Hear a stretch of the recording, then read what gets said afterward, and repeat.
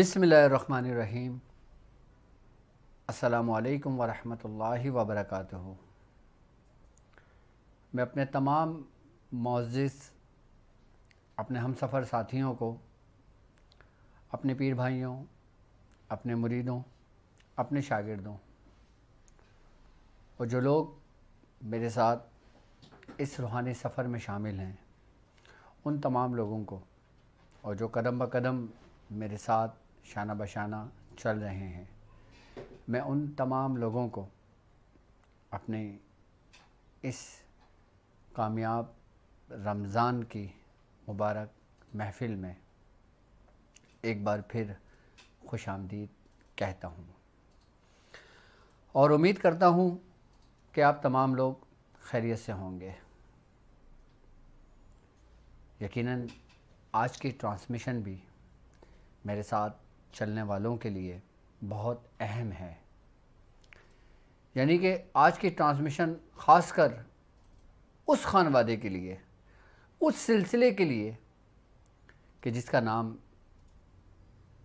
مداریہ ہے، یعنی کہ مداریہ خانوادے کی وہ خاص دعا کہ جس کو دعائے بشمخ کہا جاتا ہے۔ ہمارے سلسلے میں اس کی اجازت کن کن بزرگوں سے ہوتی ہوئی ہم تک، ہمارے مرشد تک پہنچی، اور اس دعا کی کیا خاصیت ہے، اور اس دعا میں چھپے ہوئے وہ کیا اسرار ہیں، اور اس دعا کے کیا معنی ہیں، اس کا کیا ترجمہ ہے، اور اس دعا کے ذریعے ہم خود اپنی کون سی اپنی دلی مرادوں کو پورا کر سکتے ہیں،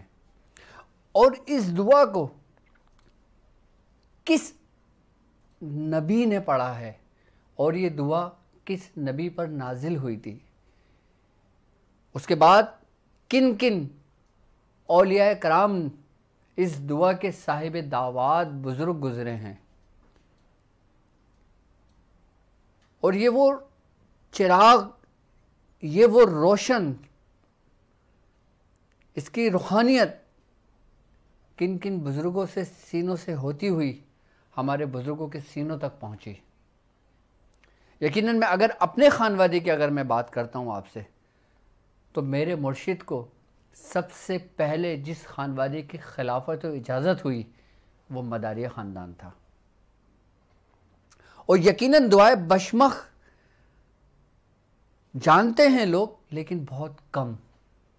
دعائے بشمخ اگر جانتے بھی ہوں تو اس کے ترجمے سے ناواقف ہیں۔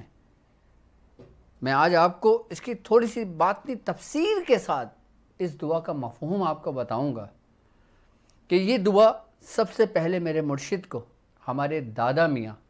یعنی کہ حضرت سیدنا خواجہ منظور حسین شاہ صاحب سے عطا ہوئی، اور آپ خود اس دعا کو پڑھا کرتے تھے، آپ خود اس دعا کے وسیلے سے دعائیں کیا کرتے تھے، اور یقیناً آپ سیف الدعا تھے کہ آپ جو دعا کرتے تھے وہ قبول ہوتی تھی۔ آپ جو دعا مانگتے تھے اپنے مریدوں کے لیے، اللہ تبارک تعالیٰ اسے سنا کرتا تھا، اور یہاں تک کہ اس دعا کی برکتوں سے آپ کے کئی کرامات ظاہر ہوئی ہیں۔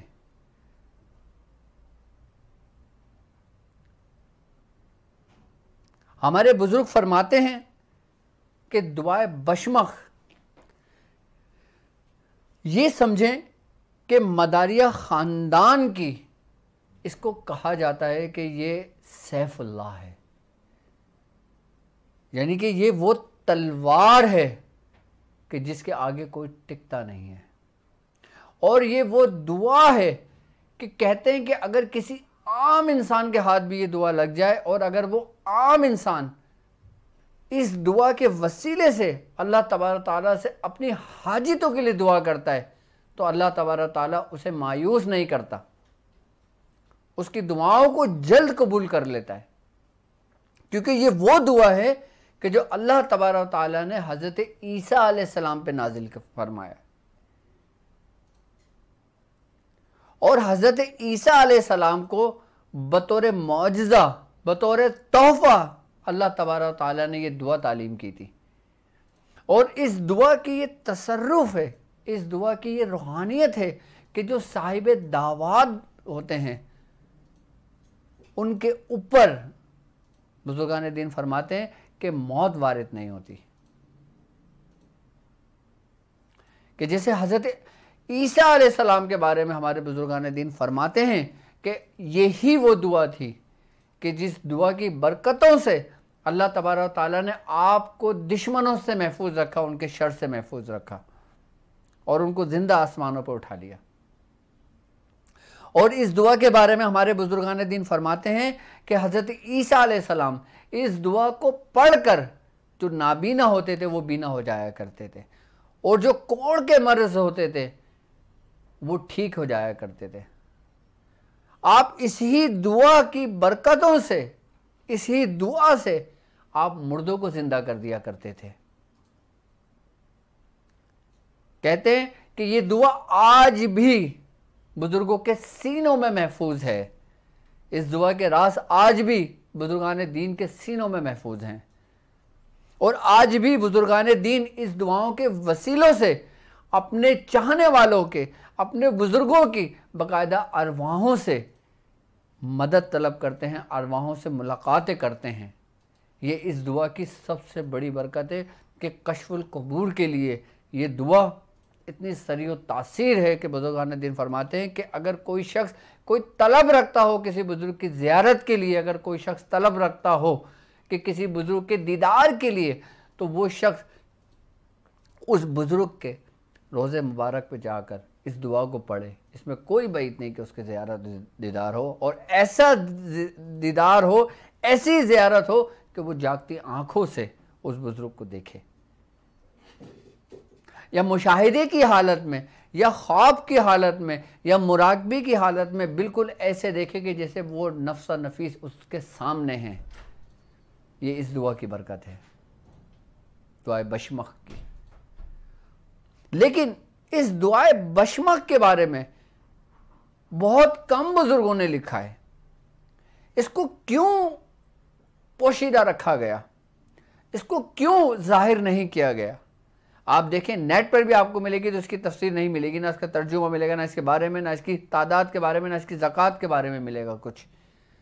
میں وہ ترتیب اور وہ طریقہ کار اس کا سمجھاؤں گا آپ کو، دعائے بشمخ کا عمل، اس کا طریقہ، اس کا نقش،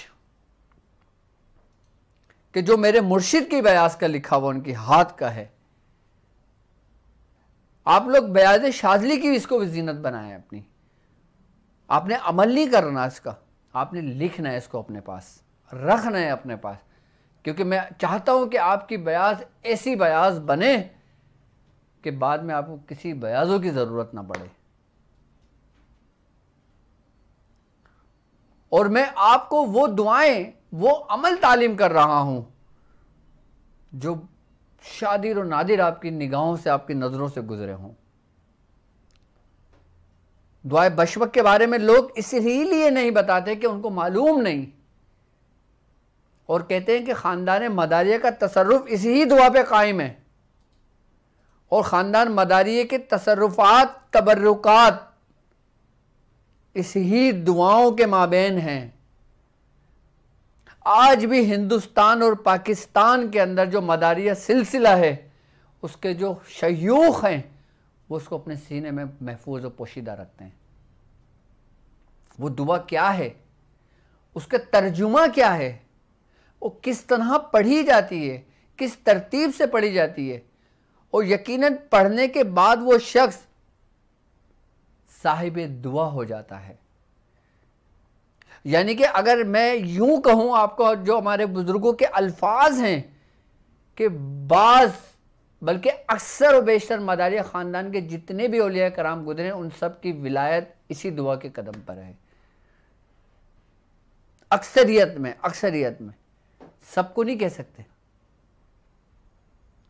لیکن وہ خاص لوگوں تک پہنچائی جاتی ہے. یہاں تک کہ اس دعا کی اجازت اس وقت ہوتی ہے کہ جب مداریہ خاندان کی جب اس کی تربیت مکمل ہوتی ہے,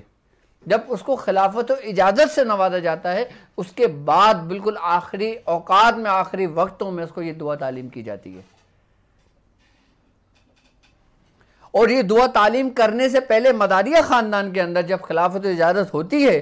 تو مرید کو پہلے شریعت کا کلمہ پڑھایا جاتا ہے, طریقت کا کلمہ پڑھایا جاتا ہے, حقیقت کا کلمہ پڑھایا جاتا ہے, معرفت کا کلمہ پڑھایا جاتا ہے, ویدانیت کا کلمہ پڑھایا جاتا ہے, پھر اس کو زبان کا غسل کرایا جاتا ہے, پھر اس کو قلب کا ذکر غسل کرایا جاتا ہے, تب جا کے اس دعا کو تعلیم کیا جاتا ہے تاکہ اس کا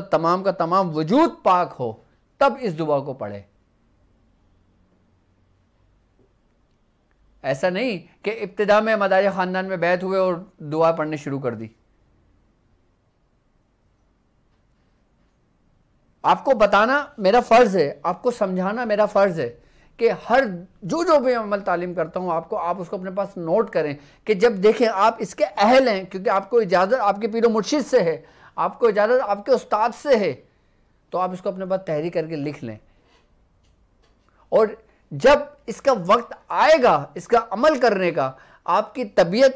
آپ کی روح, آپ کا قلب خود دعائے بشمک کو پکارے گا اور آپ بیاض کھولو گے اور اس ترتیب سے اس کے عمل کو شروع کر دو گے.